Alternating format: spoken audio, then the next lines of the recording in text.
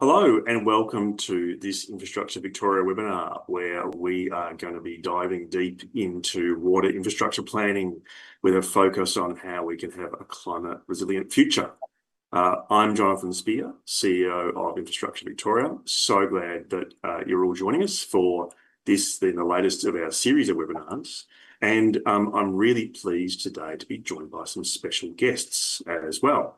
So I have got with us today Jo Lynn, who leads VicWater, the peak body for Victorian water sector here in Victoria. We've also got a representative from one of our regional water businesses, so Damien Wells, who's Managing Director of Colaban Water. And we, of course, wanted to have a Metro water business represented as well. And so really pleased that Carla Purcell is joining us today, and Carla is Managing Director of Southeast Water. So later on in the webinar, we'll be hearing much more from Jo, Damien and Carla. Before that, what I'll be doing is taking us through some of the recommendations that we've got in Victoria's infrastructure strategy that was released in November of last year. And I'll be focusing on the recommendations that are most relevant to the water sector and its climate resilience.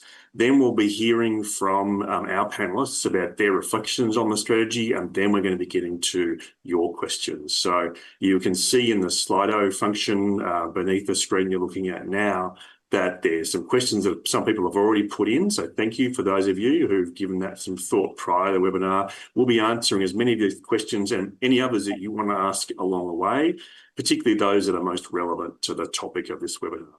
So that's the process for today. Before we proceed any further, though, I would like to acknowledge the traditional owners of the lands on which we're meeting. So here at IV's offices, that's the Wurundjeri people, and so I'd definitely like to pay my respects to them. But of course, the traditional owners all across Victoria, upon whose land infrastructure, including water infrastructure, is built. And of course, traditional owners have had and will continue to have an important role in water throughout this state. The image you're seeing here is that of the Botanical Gardens in Cranbourne, and that's a really good example of use of recycled water coming from the Southeast Treatment Plant. And we'll be talking a lot more about recycled water as we go through this webinar. You're probably familiar with Infrastructure Victoria. We are the state's independent infrastructure advisor. We give advice to the government of the day, but also all parties of the parliament. And today we're going to be focusing on the recommendations in our 30-year infrastructure strategy. But you can also find more about our research and advice to government on our website if you'd like to go deeper into that. Now, we have previously run a number of webinars that have covered the entirety of Victoria's 30-year infrastructure strategy. So jump on our website if you want to have the full overview of all those recommendations. Today, we're going to go deeper on the water recommendations.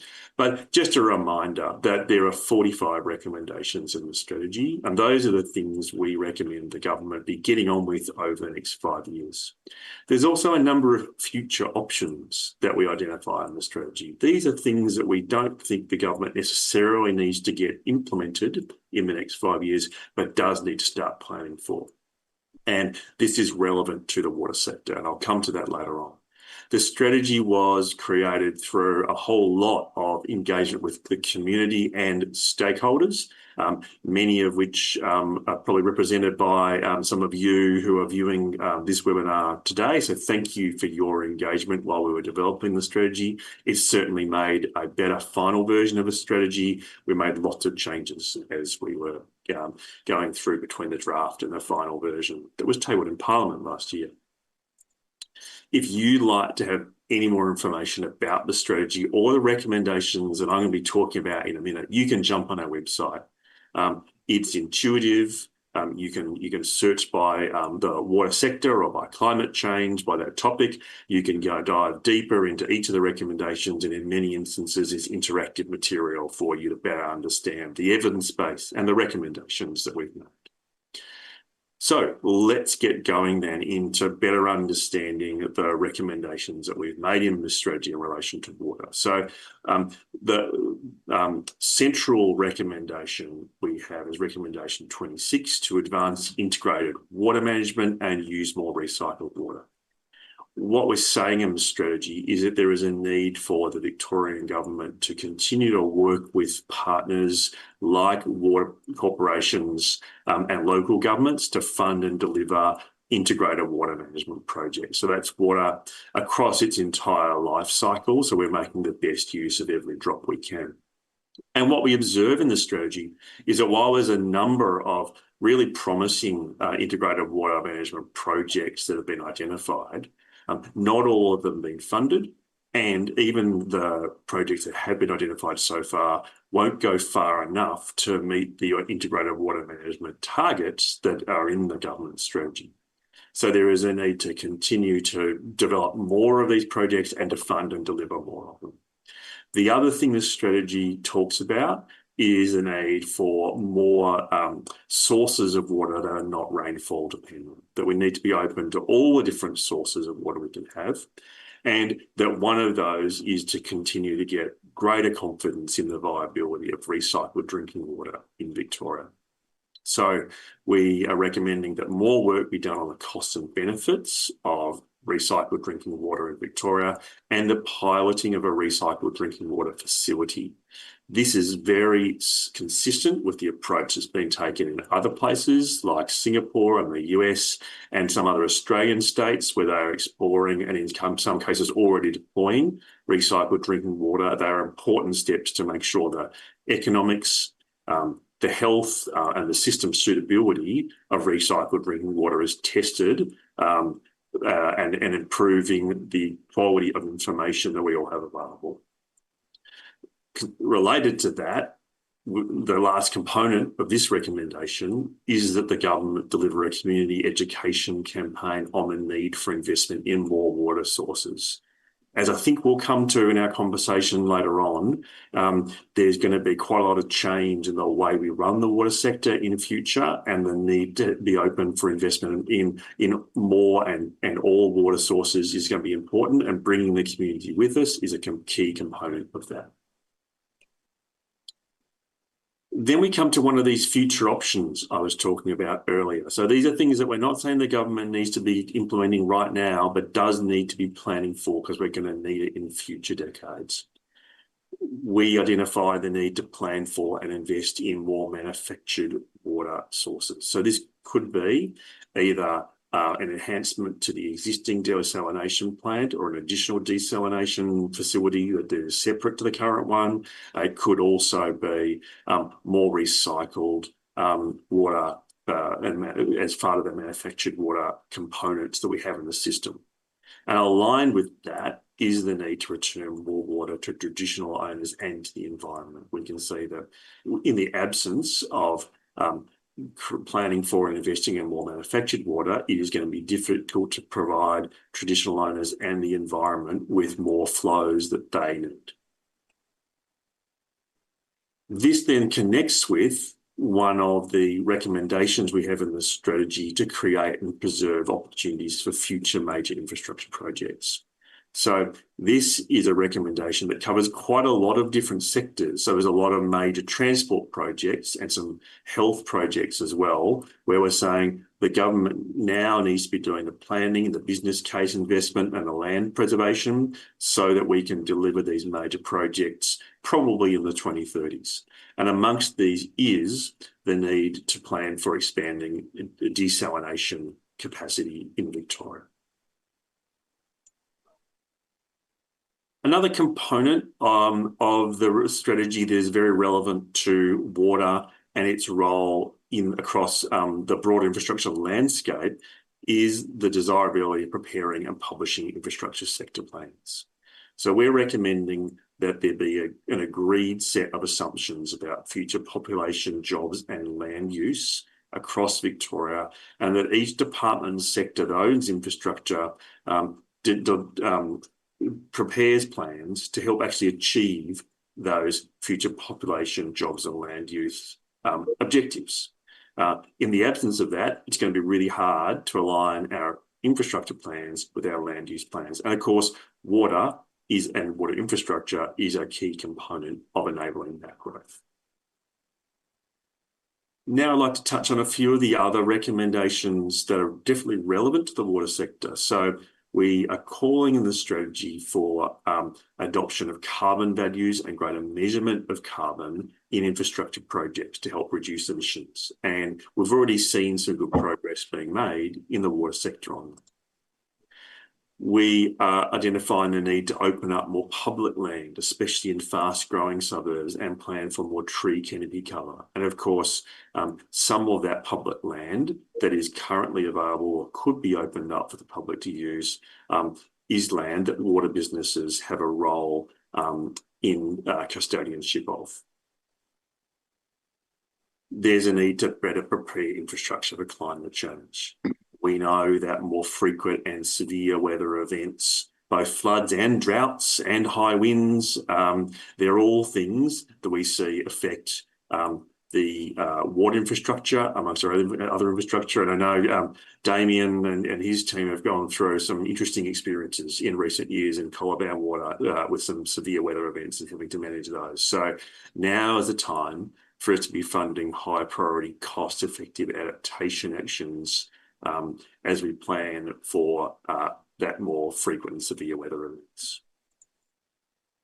Speaking of which, of course, there's been a number of significant flood events in both metro and regional Victoria in recent years.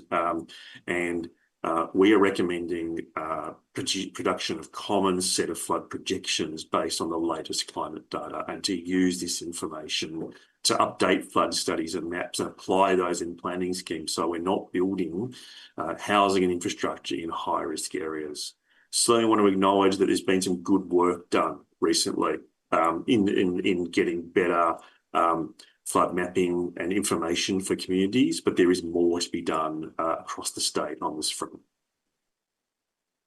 And last but not least, we're going through an energy transition, and there's a real synergy between the work that the water sector does and the energy transition. One of the areas that this is, of course, is in more renewable gases, things like biogases, which water corporations in some parts of the state are already actively involved in exploring. And that's great to see. We're recommending that there be more detailed combined planning of future electricity and gas needs, and greater aspirations for the role of renewable gases can play. So with that gives you a kind of speedy tour throughout the recommendations of the strategy that are most relevant to the water sector. I'm now going to turn to our panelists, and I'm going to start with you, Joe. You've got this great overarching view about what's happening across the water sector and across the state. Really interested in your reflections about the recommendations in the strategy and the themes in the strategy and how they line up with what VicWater is advocating for, but also what are the existing strategies and plans the Victorian government and water businesses have. Thanks, Jonathan. And thank you so much for hosting today's webinar and giving us the opportunity to talk about these issues. And I will also just acknowledge that I am joining from Wurundjeri country, and I pay my respects to their elders and any First Nations people joining us today. So yes, those recommendations really do very much reflect and align with other strategies and plans that we have in the water sector. And the principal one really is the Water Security Plan for Greater Melbourne, Geelong and connected towns, which was released by the Minister for Water in September last year. So that really outlines a potential portfolio of options for Victoria to transition away from rainfall-dependent water supplies. And it includes options like expanded desalination capacity, which you've talked about, purified recycled water for drinking, which is also included in the IV recommendations, and more work around integrated water management. So it aligns very well with your recommendations, Jonathan.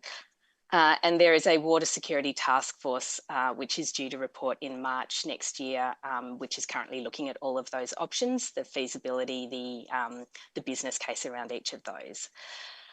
We also have a water cycle climate change adaptation action plan, which is due to be updated this year, but that talks too about diversifying and augmenting our water supplies, as well as making our assets and infrastructure more climate resilient. A new water sector emissions transition plan was released just last week, and that sets out a bunch of actions on how the water sector is going to achieve net zero emissions by 2035. And noting that the sector is already ahead of target, so has already reduced scope 1 emissions by 45% from the baseline. We're already 100% renewable energy, so that's dealing with our scope 2 and also making headway on scope 3. So a lot of activity going on across the sector there.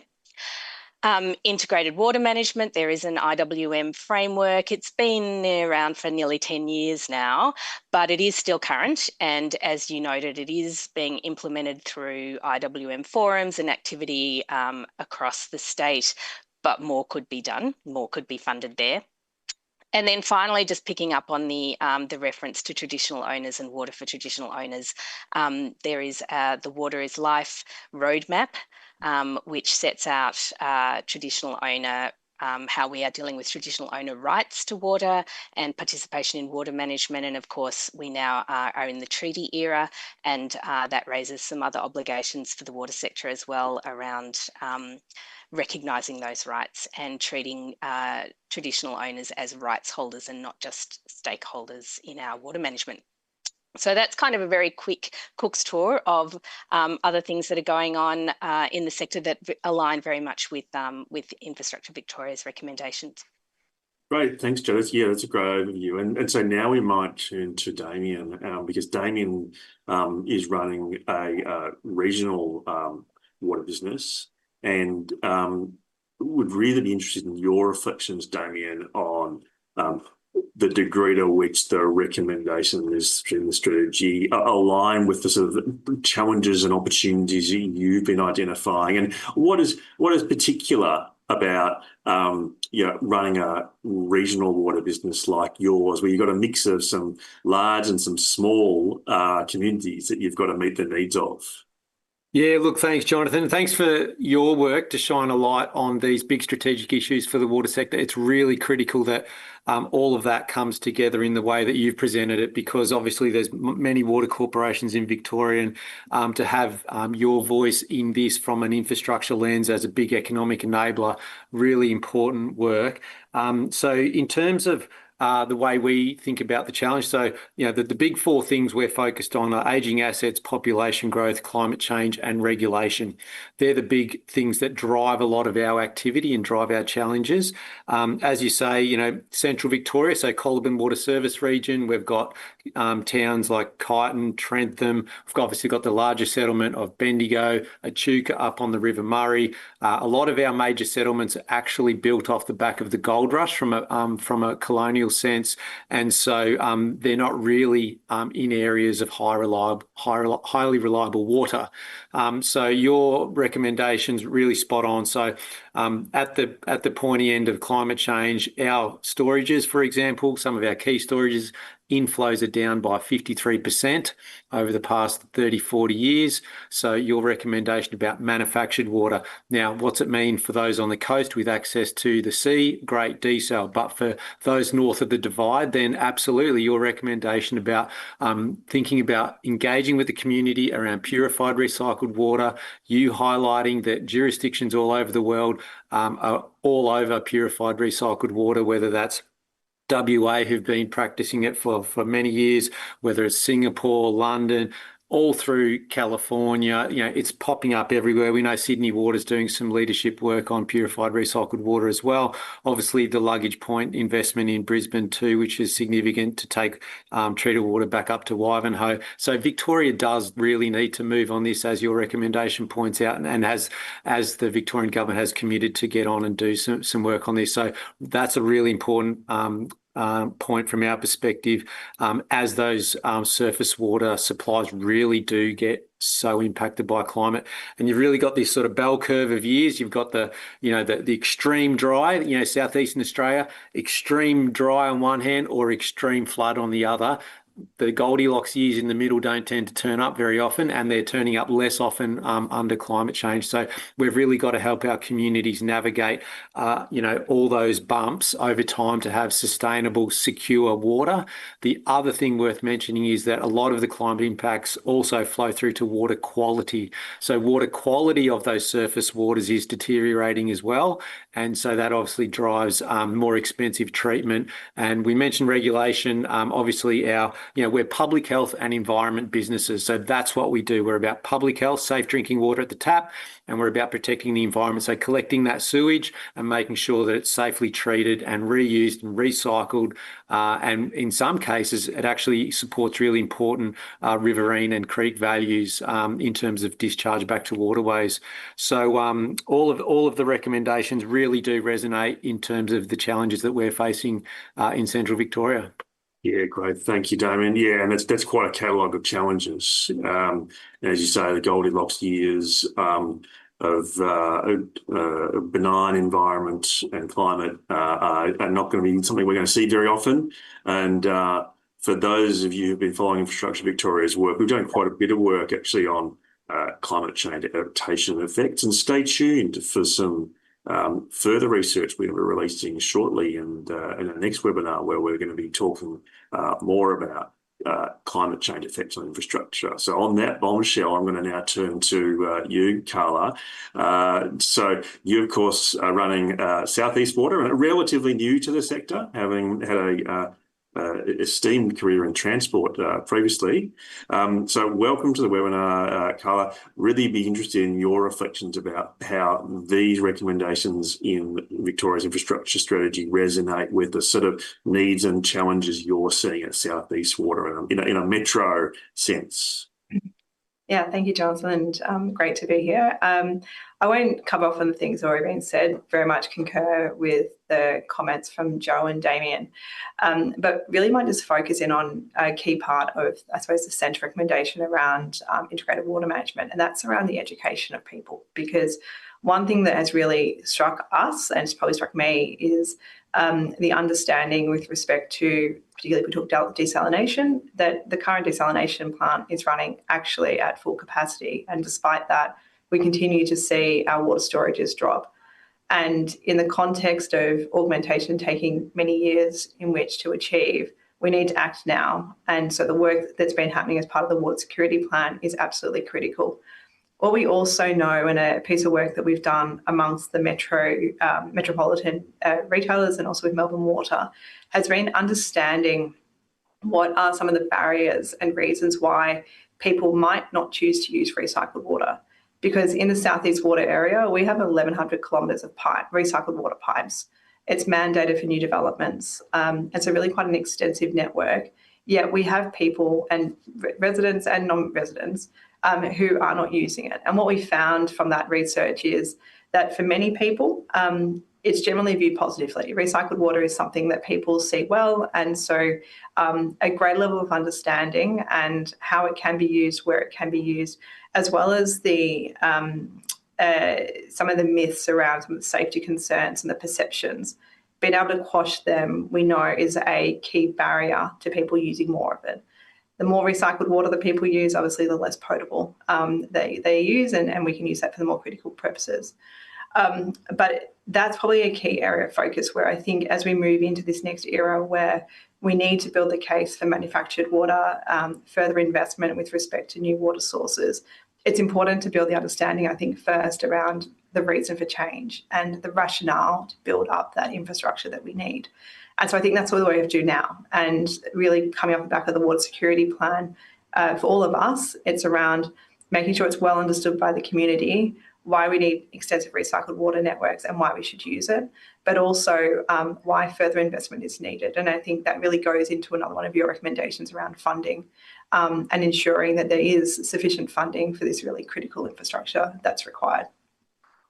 Yeah, and Carla, staying with you, and while we're talking about recycled water, we can maybe connect that up to one of the most popular questions that's being asked, because I don't know about anybody else, but I can't open a newspaper or any other form of media without seeing something about AI and data centres and their energy demands and their water demands. Starting with you, Carl, I think others might have a view on this as well. How are you seeing the growth in data centres? What does this mean for your business? And what role might that recycled water have to play with meeting the needs of data centres? So as I like reading the paper every day, it's something that I'm dealing with probably most days as well. And data centres obviously have different views amongst different members of the community. And we also know that different data centres come in different forms. Some which use more water, some use more power, and everything in between. For us, whilst I won't talk to specifics of particular data centres due to the commercial nature of those arrangements, but what I would say is really some key principles that we seek to drive are, number one is where possible to service data centres with recycled water. We have an abundance of recycled water, particularly in the southeast, and I noted before this webinar that one of the questions spoke about the water that is going out in gutter matter out of the southeastern outfall. That's correct. And so one of the really key matters with data centres is we want to service them with recycled water. That's very consistent with government policy. What's critical, though, is that we get data centres seeking to build and have their data centre in the areas where recycled water exists or could exist.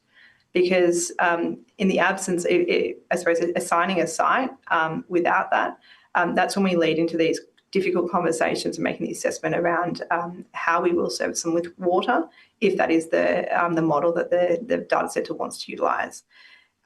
What I would say, though, and having, I said, spent a bit of time in this space, is recycled water of itself isn't a sole solution for data centres. So whilst it's absolutely the key desire is to service them largely with recycled water, due to the reliability requirements of data centres, there is a need to supplement with potable water.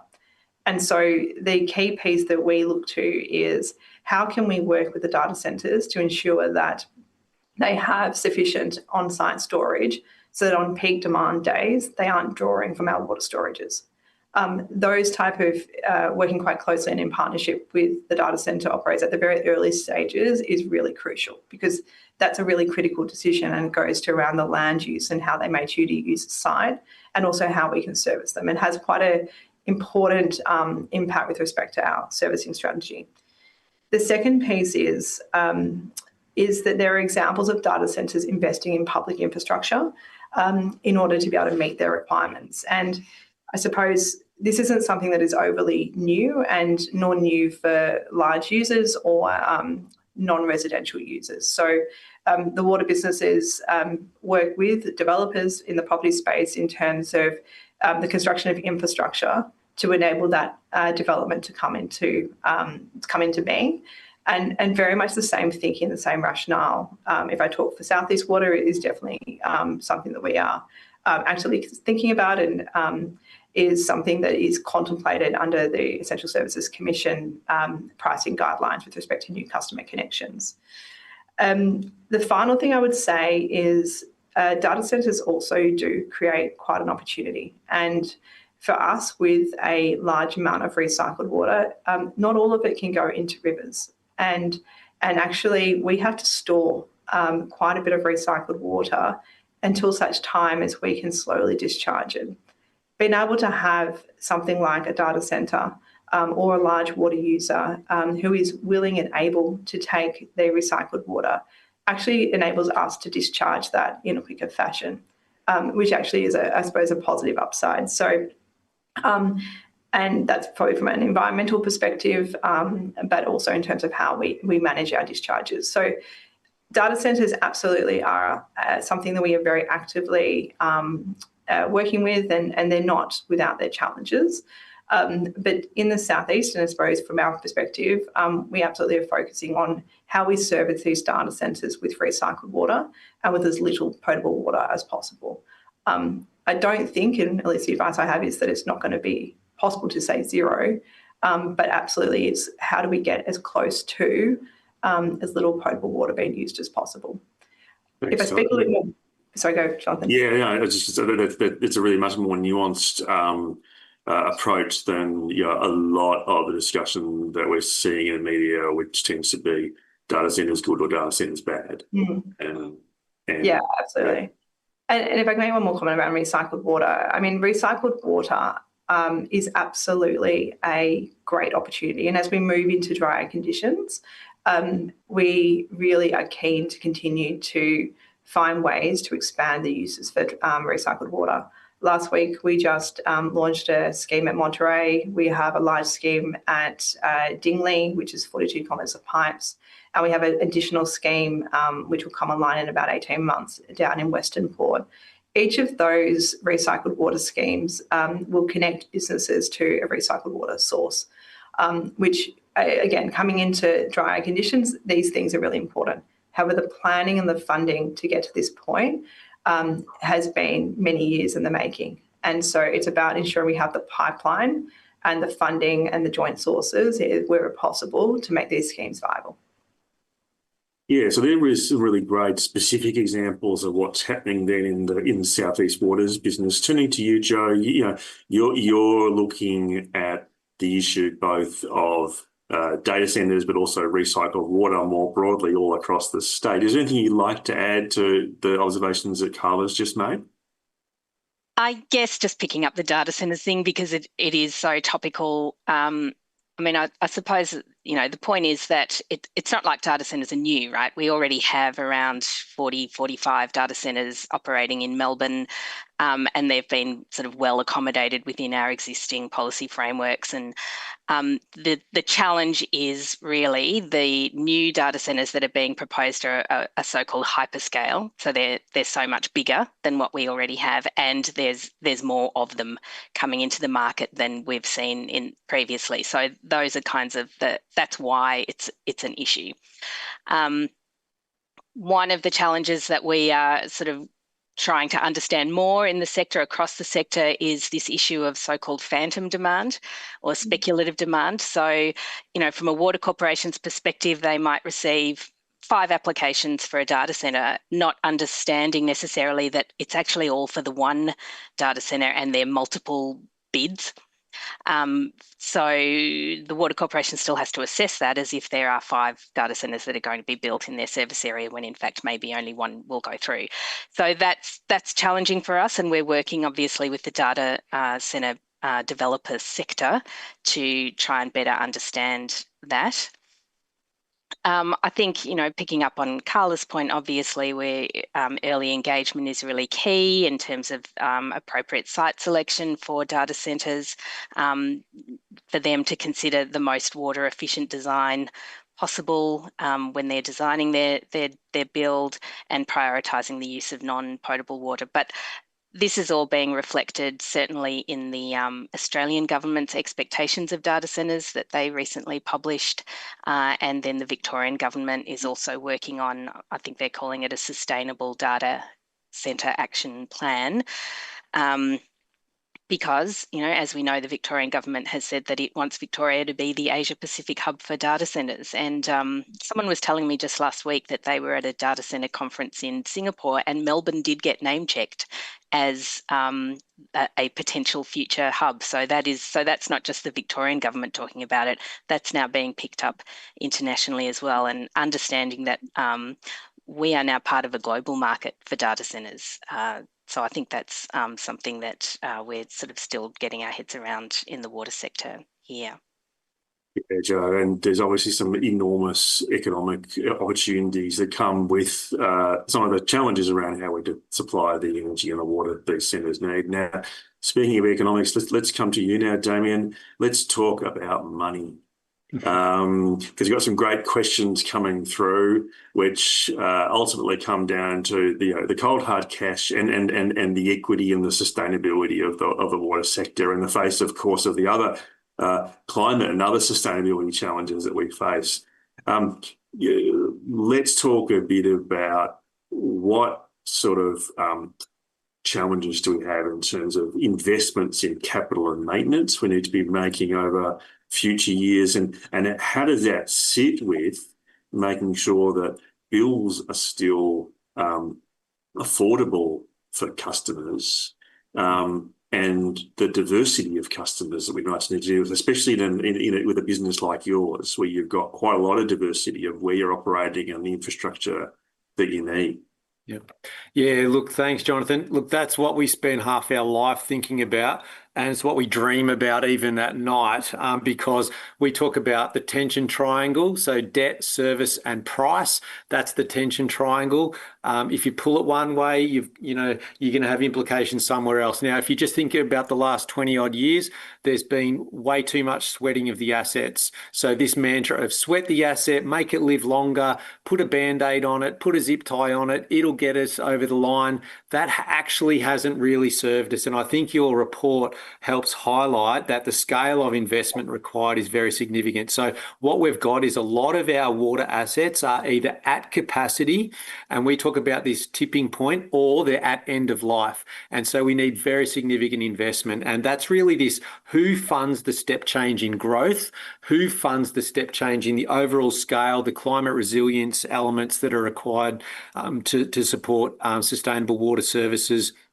I'll just highlight for people on the webinar, there's a recent paper launched by WASA in partnership with the UK. It's called Water in Transition. It really talks about why things are continuing to escalate in terms of the overall cost of water services. So there's the background issues of inflation, there's the background issues of construction costs, energy costs, all of that. I already mentioned regulation. There's increased costs in terms of high environmental standards, higher health standards. That's all appropriate, and it's an expectation of society, but it does give the water corporations quite the job to get in front of that and to be able to continue to deliver for the community. So one of the things we always talk about is affordable bills. We've got a huge laser focus on keeping water bills as affordable as we possibly can, whilst balancing the intergenerational equity challenge. Obviously, we can't just keep kicking the debt can down the road and have future generations pick up the tab. So you've got to strike this balance about what can customers afford in bills today versus what we take on in debt over the long run, and noting that climate change projections are going to continue to challenge us. I think we're all underestimating the scale of the climate challenge. I think we keep, in my short working life, I'm saying short, I'm much younger than my hair indicates. No, in my short working life, we've had two enormous floods. One was the biggest flood in living memory. A decade later, the new biggest flood in living memory. We've had the millennium drought where Bendigo was within 5 weeks of completely running out of water. Not of recycled water, not of surface water, any water. And so it was the Goldfields Super Pipe intervention, just-in-time infrastructure, $300 million project, including water entitlements to put in it. This gridding of the state, having towns with multiple sources of water. So if one falls over, you've got access to another. These are the kind of climate resilience investments that we need. But obviously, that's a cost of climate adaptation. So we really need to get the planning right. You've highlighted that. You can't just think about one element of infrastructure. You can't just think about housing alone. You've got to think about housing with water, with energy, with all the services and transport, the whole kit and caboodle. So water really needs to be right at the front of the discussion, not, hey, we've decided we're going to approve this subdivision over here. Can you guys plug a hose into the side of it and give us some water? We've really got to make sure from a whole of community cost perspective that we do this planning really, really well and efficiently, because that's ultimately where we can have the biggest impact on the long run community cost. Yeah, and Damien, and that, as you say, is one of the reasons why we're recommending that planning be done now, and the business cases being done now for those desal upgrades, for the more recycled water capacity, and proving up potable recycled water for drinking, all of which are like potential options. But as you say, these aren't going to come for free. And one thing I noticed in that paper you referred to is a line that the environment isn't going to be shouting everybody a drink in future. No. That it's under pressure as well. And we've probably relied on probably quite free or near free environmental services, which have helped support the water sector, which we can't necessarily rely upon in the future, can we? No, that's exactly right. Just for everyone on the webinar, what we're talking about with those free services is effectively surface water that was traditionally harvested from our catchments, more or less for free. And then obviously that's treated, goes into homes. Then we've got sewage. Sewage is collected. That sewage obviously now needs to be treated. In the past, the standards for sewage treatment were lower than they are today. And you have the assimilative capacity of our oceans and of our rivers. And that's where a lot of our sewage in a treated form did end up. But obviously now we've got much higher, quite rightly, environmental standards. And so that all is part of that cost equation. So some of these things that used to be effectively, as the economists would say, an externality are now being internalised in terms of the cost sheeting home in customer bills. One thing I would say, Jonathan, is that the Victorian water sector is very mature with what we used to call hardship programs. We call ours Colibin Assist. There is no eligibility criteria. People ring, we say, I've got a problem with my bill, can you help me? We say, yes, we can. There's payment plans, there's all kinds of work we can assist people to access utility relief grants. There's a heap of work we do. We've got expert staff who nurse our customers through those processes to get them back on track. And I think this is where we need to make sure that those who can pay, should pay, if we're being crude about it, and those who need a hand, we should look after those people in our community. That's what we stand for. So we've got to make sure that that we don't hold back customer bills to be unsustainably low, kick that debt can down the road for future generations to mop up. We've got to get that balance now between current generations and future generations. Yeah. And if I can go on that one back to that, Damien, I think the other piece and something that we're definitely thinking about for the future, not necessarily right now, is as we look to the costs of climate and climate adaptation, who should pay for that? So when you are needing to have higher levels of asset management in areas that might be subject to coastal erosion, Southeast Water has the largest coastal frontage. Should that be something that is being paid for in people's bills who are in newly developed areas and who are we don't have the same level of requirement for? And so historically, that's something that we've done through our pricing. But for the future, we need to think about these costs increase in areas due to the effects of climate change. Should they be flatly applied across all of our entire service area? And if I can then kind of move that further into some of the recommendations around manufactured water. Manufactured water is 2 to 4 times more expensive than the existing water that we have today. And so today, water bills make up about 1% of people's kind of household costs. And so we are going to need not only to build the case for change as to why we need these sources that are going to cost more, but also then create a greater level of acceptance of them costing more, such that people are asked to pay for them. Because as Damien said, we've had nearly 10 years of flat water bills. Our assets aren't getting any younger. We have a huge amount of work across the sector that we need to do with respect to the infrastructure. Again, picking up Damien's point around, ensuring those who can pay do pay. I mean, we've seen obviously even just in recent times the impact that cost of living is having on part of our catchment area in some of the lower socioeconomic areas, and pretty rapidly that's culminating in people's ability to pay their bills on time. And so for us, we're already seeing the impacts of the war in Iran, and I should say in the Middle East, that's impacting people's paying their bills at Southeast Water. And so I think kind of going forward, looking at how we can get to greater level of co-funding, looking at potential differential pricing across different groups of customers, similar to what you see experience and see in insurance and other areas, but then also looking at how we can build to a place where people understand the need to pay more of their household income on things such as water and sanitation services. Yeah, and Joe, you've got a perspective, of course, across all the water businesses and see what's happening in other jurisdictions as well. Yeah, how realistic is it for water bills to be staying as flat as they have been in recent years? Well, I just think it's not. And I think there's a growing appreciation of that within government and also with customers. So, water corporations, when they do their price submissions every 5 years, they do extensive engagement with their customers and community around willingness to pay. And, the results that they've been getting, over the years is an increasing understanding among customers, recognising the need to invest more in water infrastructure to secure water supply into the future.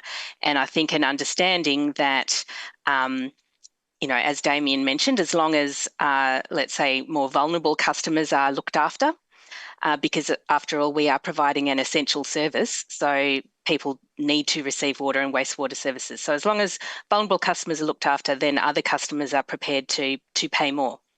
And I think that it will help if we are able to talk about these things more openly, if we are able to run campaigns. But I think it's those kind of big, broad campaigns like the sort of Target 155 type things that we've done in the past are probably not going to be as effective as they have been in the past, for the reasons being that, everyone now is in their own social media bubble and so on. And how do you actually access people anymore?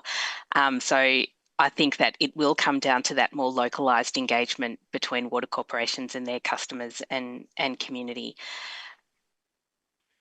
Yeah, now turning away from the focus on the dollars, one of the other really popular questions that's been coming through is around nature-based solutions. So things like wetland restoration or improving landscape health. Be interested in your reflections on the degree to which that is an important component to the broader responses we've got to water challenges, and where does that sit in addressing some of our IWM aspirations, but also some of the financial sustainability challenges that we've got? Look, I know that water corporations are investing in various nature-based solutions to do different things. One of the, we run a program called Intelligent Water Networks, which is a way to support trials of different solutions, including nature-based solutions, to address issues in our sector. One of the areas that we've seen a little bit of success in and that we're exploring further is the use of floating wetlands for emissions reduction. So we're certainly pursuing those kinds of solutions, but probably Damien and Carla can speak more specifically about what they're doing in their businesses. Oh, I mean, yeah, we've got a bunch of our smaller towns. We actually have some pretty good low tech sewage treatment processes that serve the community really well, serve the environment as well. In terms of, say, the Castlemaine water reclamation plant, for example, the treated water from that plant actually supports a community that's highly valued, community of platypus. That's highly valued by the local community. And in working through our new water reclamation plant design, we got something like 98 submissions from the community in relation to making sure that support was still going to be there for that platypus community. And so this is that whole of water cycle thinking. If you think about the circular economy piece, just sort of extending on that, and recycled water in our situation, we've got some really big long-term arrangements with some very productive farmers who grow, in one case in Kyneton, grow fat lambs. They've got 6 centre pivots where they grow lucerne, and this is all part of that productivity in the landscape. And that's a climate adaptation supporting productivity on farm, but it's also a great way for us to participate in that water cycle. Because if you think about it, one of our directors used to say, water corporations kind of bugger up the water cycle. We harvest surface water, we take it out of rivers, and then we treat it and we use it. And so the more we can be lighter touch in that water cycle, So that's where the manufactured water comes in. That's where the recycled water comes in. That's where supporting waterway and other river health values through our treated water returning back to waterways, particularly against the backdrop of a drying climate. I think that's been quite a shift in attitude as well. And I think that's ongoing in terms of working with our communities to help to understand the role of some of this water and how it plays to maintain many of the values in our local creeks and waterways that are dear to the community. Yeah, there's some great examples, Damien. How about you, Carla? I've got any examples of nature-based solutions or some of your poster child RWM projects in Southeast Water? Well, I think the picture you had at the start of the Cranbourne the Cranbourne Botanical Gardens is a project from Southeast Water, and obviously, like I said at the beginning, we've really got quite an extensive network that we're continuing to develop here, which is something that we're really quite proud of, and we're getting very close to being able to join them all up to really have quite a comprehensive network. I'd probably say the thing that we're looking very much to the future, though, is looking at how we can reduce our emissions, and obviously water is one of the big sources, and obviously the work we've done in net zero is important, but really kind of coming back to how we reduce emissions, and particularly in your paper you talk a little bit around biogas. That's absolutely something that we are exploring on how we can utilise that more within our plants to overall reduce. So I'm mindful I've spoken a lot about recycled water, but absolutely that's something that we've done quite a lot in the IWM space over the years. Yeah, thanks, Carla. The other element of our recommendations that I think might be worth exploring is the one around water for traditional owners. And you will have seen that we've got a recommendation around planning for future manufactured water capacity in its various forms, but also that is a key enabler for both traditional owners and the environment to have access to more water. Now, Damien, I know you've got some interesting projects in your part of the world that are trying to unlock more water for traditional owners. Do you want to tell us a bit more about that? Yeah, no worries. Thanks, Jonathan. So one of the things that has been practiced in the water sector for quite some time, particularly in northern Victoria, where there's been some quite inefficient channel systems that have been modernised, is there's been water savings generated from those projects, and a lot of those water savings have been returned to the environment, quite rightly, and that's part of Murray-Darling Basin Plan targets. So there's invest in infrastructure today, make them more efficient. The water that's saved can actually contribute back to supporting the values of our rivers and waterways. One of the things that we've done in a recent project that was announced by the federal government last week, $120 million contribution from the federal government, together with $40 million from Collaburn Water, is exactly that project to modernise and to get water efficiency in our small rural network. Now, that will return water to the Basin Plan, and Minister Watt announced that the other day to great fanfare, and it was absolutely fantastic. We've been working on that project for 4 years. Another key element of that project is returning water to traditional owners. So Jara, local traditional owner group here in Central Victoria, as well as Tungarung, we're returning. So when those water savings are generated, we will return 150 megalitres to Jara and 150 megalitres to Tungarung. So that will be for Jara and Tungarung self-determined use, and we think that's really important role that Water Corps can play in delivering on expectations of treaty and supporting our traditional owners to pursue their objectives. Jara actually has a thing called their Gatchin strategy. So Gatchin is the Jara word for water, and they've got some very, very big ambition in terms of the role that they would like to play in water, including holding a portfolio of water entitlements, having a seat at the policy table that can influence water. We've also worked with Jara, along with Greater Western Central Highlands and others, to involve Jara in giving us advice about what we should be thinking about for recycled water use. So this is really learning together And, the old thing, all that's missing is the conversation. We do need to do a lot of seeking to understand and really trying to understand what the traditional owner groups in our particular areas are seeking to achieve and what role we can play to partner and to support those goals. And I think we find once you start to get talking and you really think it through, there's a hell of a lot we can do together. And it's really exciting work and it's super rewarding for all the staff involved. And it's exciting. Yeah, that's great examples, Damien, and congratulations on the funding announcements for that project. Joe, what are you seeing across the state more broadly about the either current actions or opportunities for water to be made more available for traditional owners and the environment?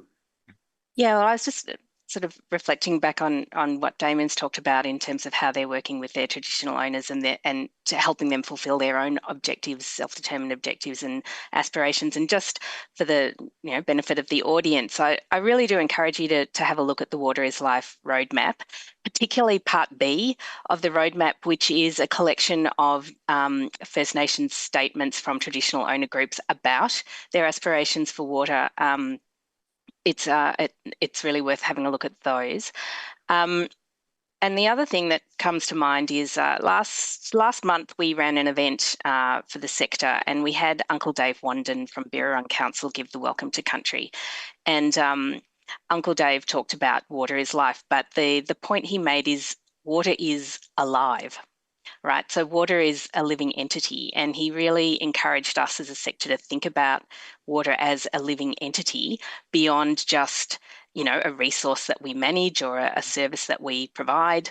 And we already have, again, for the benefit of the audience, for those who don't know, the Yarra River or the Birrarung is recognised as a living entity in law. It's one of the few rivers around the world, and I think now the only river in Australia that is recognised as a living entity. And I think, it's an interesting space for us to be in now, and changing the way that we think about water and how we're managing water, and particularly into the future, and really supporting the different demands that traditional owners and First Nations people have. And then balancing those up with the other demands that we know we have for our water sources. Yeah, it's a fascinating concept, isn't it, for rivers having their own identity. And it's a sort of movement we're seeing around the world, but amazing that the Yarra can be one of the first. And as treaty discussions progress over the future years, we're likely to hear more about this and the role of water for traditional owners in the environment may well become more prominent. As we've been hearing, though, of course, there's quite considerable challenges that we're facing with climate change, with growth and financial sustainability, and our panellists have really covered a lot of those issues really well. Now, in our final minutes, you'll be seeing popping up for those of you who are watching, an opportunity to give us some feedback on this webinar. We'd love to hear what you think about it, and any suggestions or comments you have would be very much appreciated. We are going to be having a future webinar that is going to be diving deeper into some of these climate change related challenges, which will be happening in the next couple of months, aligned with some further research that Infrastructure Victoria is releasing, where we're trying to get more specific on the highest priority infrastructure challenges that we're going to have from climate change, both now and over coming years. And I think our panellists today have really drawn out some of those challenges, but it's climate change, but it's other things as well. It's the need to think about all the water sources that we have available to us, to become comfortable with those and apply the right ones in the right circumstances, and to start planning for that now. I think we've had some great insights from our panellists, so I'd very much like to thank Joe, Damien and Carla for all of your contributions today. And, it's great to be able to get that perspective across the state and from our metro and regional water businesses. So thank you very much, and thank you all of you who've joined us for this webinar. I look forward to seeing you at a future webinar. And if you'd like any further information about some of those recommendations and the evidence base that sits beneath it, please jump onto Infrastructure Victoria's website. You'll find it all there. But for now, thank you for joining us. Have a great day and bye-bye.